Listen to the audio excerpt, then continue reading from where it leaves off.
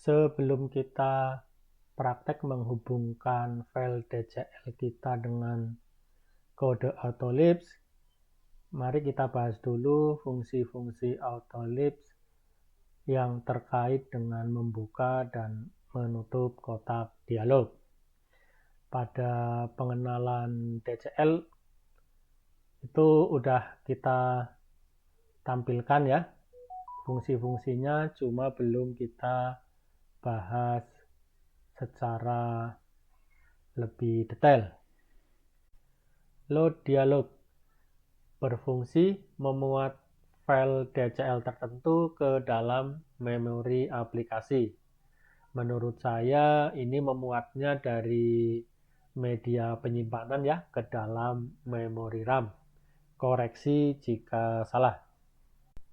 Sintak penulisannya nama fungsi, kemudian argumennya wajib ini ya, DCL file, yaitu tipe datanya berupa string yang merepresentasikan file DCL yang akan dimuat.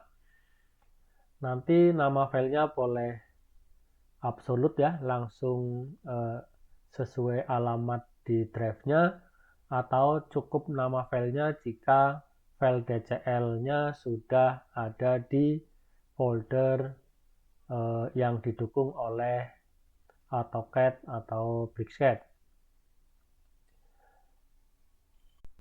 Nilai baliknya nanti berupa bilangan integer. Jika berhasil nanti nilainya positif, dan jika gagal nanti nilainya negatif. Nah, ini bisa gagal karena berbagai hal ya, misalnya filenya tidak ada atau nama filenya keliru. Bisa juga sintak penulisan DCL-nya yang salah. Contohnya adalah seperti ini ya. Nanti umumnya nilai balik dari fungsi load dialog ini akan kita simpan dalam suatu variabel. Ya, ini saya contohkan di sini adalah DCL ID ya, tentunya bebas ya teman-teman mau buat variabel apa. Yang nantinya variabel ini akan kita gunakan pada fungsi-fungsi selanjutnya sebagai referensi ya ke file yang ada di memori aplikasi. Kemudian untuk penulisan nama filenya ini bisa berupa absolut, yaitu direktorinya diikutkan ya dengan nanti nama filenya seperti ini. Atau jika nanti teman-teman jika teman-teman ini menempatkan filenya sudah di dalam direktori yang didukung oleh aplikasi, maka cukup nama filenya aja ini ya. Fungsi selanjutnya adalah unload dialog. Berfungsi membongkar atau menghapus file DCL yang sebelumnya dimuat pada memori aplikasi. Sintak penulisannya nama fungsi, kemudian argumennya adalah DCL ID. DCL ID ini adalah referensi file DCL di memori aplikasi. Atau tadi ya, nilai balik dari load dialog, dari fungsi load dialog. Nilai baliknya selalu nil. Fungsi selanjutnya new dialog berfungsi mengawali membuat kotak dialog pada aplikasi sebelum ditampilkan dengan fungsi start dialog. Ini sintak penulisannya nama fungsi. Argumen pertamanya ini adalah DLG name, yaitu nama kotak dialog. Kemudian argumen keduanya DCL ID, yaitu referensi file ya. Ini seperti penjelasan pada fungsi sebelumnya. Kemudian argumen ketiga opsional action, yaitu aksi bawaan. Jadi kalau sebelumnya bisa kita tulis aksinya di dalam langsung di dalam file DCL langsung, bisa juga kita tulis di sini. Nanti ada satu lagi ya caranya.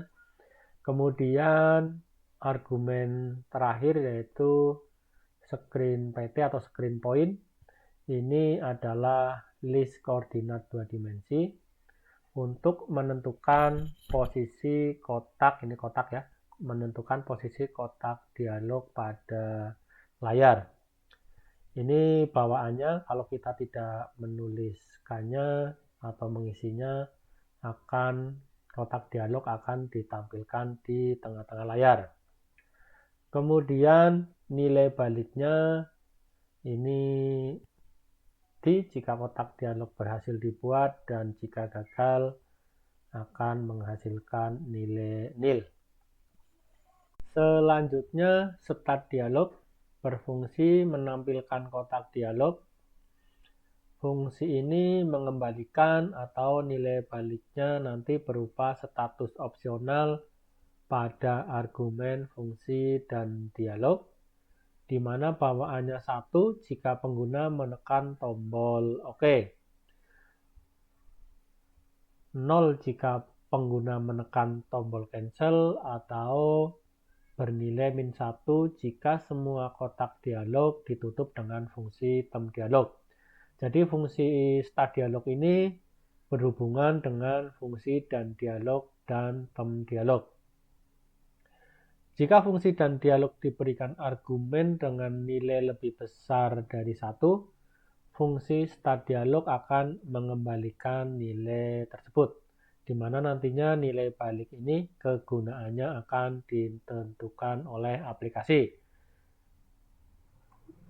Selanjutnya, dan dialog berfungsi mengakhiri tampilan kotak dialog. Ini sintak penulisannya nama fungsi, kemudian argumennya opsional status ya.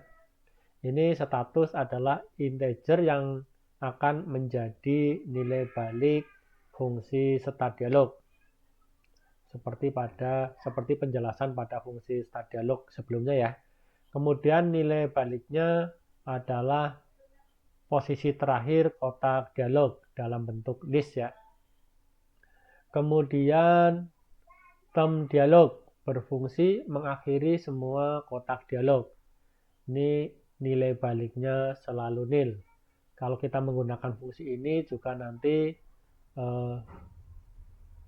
nilai balik dari start dialog akan bernilai -1. Oke, untuk prakteknya pada video selanjutnya saja ya. Terima kasih.